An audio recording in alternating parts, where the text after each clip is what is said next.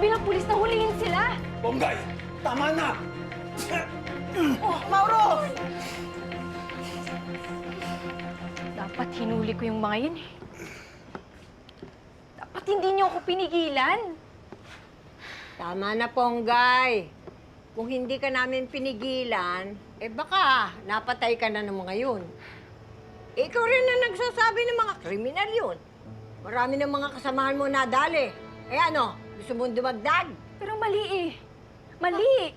Ang mali itong tatay mo. Dahil tinarantado na naman si Taruk. Sigurado, ang mangyayari niya, babalikan tayo. Hindi tayo titigilan. O ngayon, paano ako magbubukas ng beer house? Ano ba ginawa mo? Benta ako ng motor. Nadaan ako sa sugalan eh. Gusto ko sana doble yung pera. Para rin sa inyo.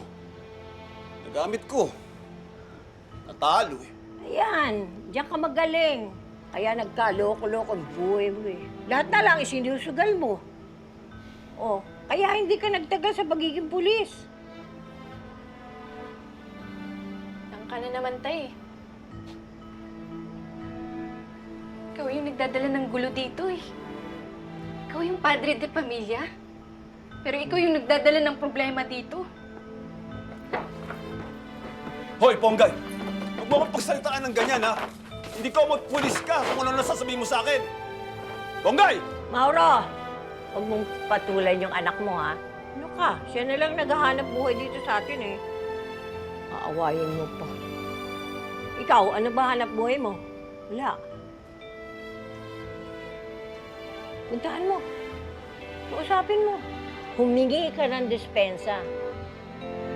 Ayusin mo buhay mo.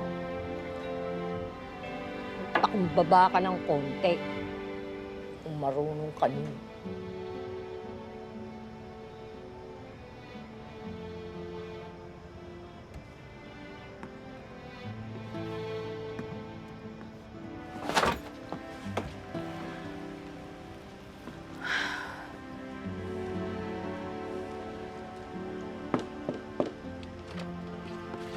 Anak. Sorry, ah.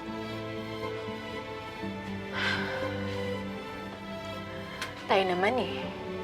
Alam mo naman gaano kahalaga sa akin yung pagpupulis ko, di ba? Binaliwala ko yung prinsipyo ko para sa'yo. Dahil sa'yo may pinakawalan akong kriminal. Mamamatay tao.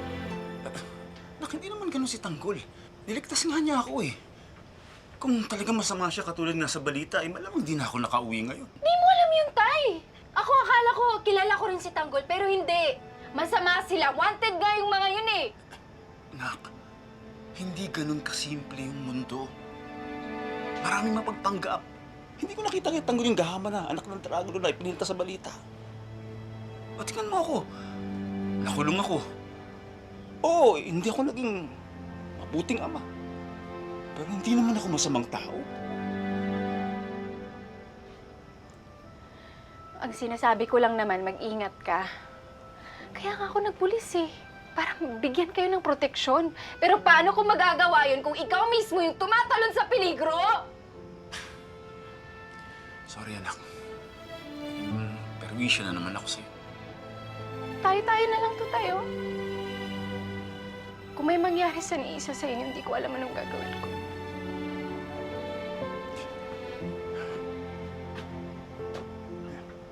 Sorry na.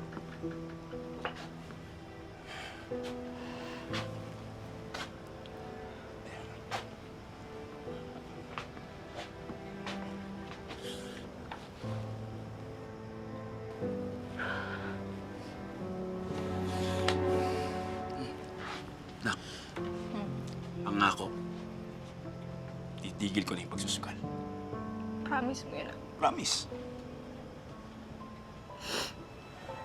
Sana talaga tama yung pagkakalala mo sa Tanggol na yan. Teka lang. Kahit naman wala si Tanggol kaya ko naman talaga si Taruk mo.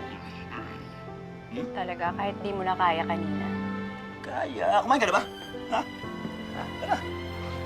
Maya na, hintayin ko na lang sa Dimples. Teka, nasaan na ba yun? Kanina pa yun wala ah.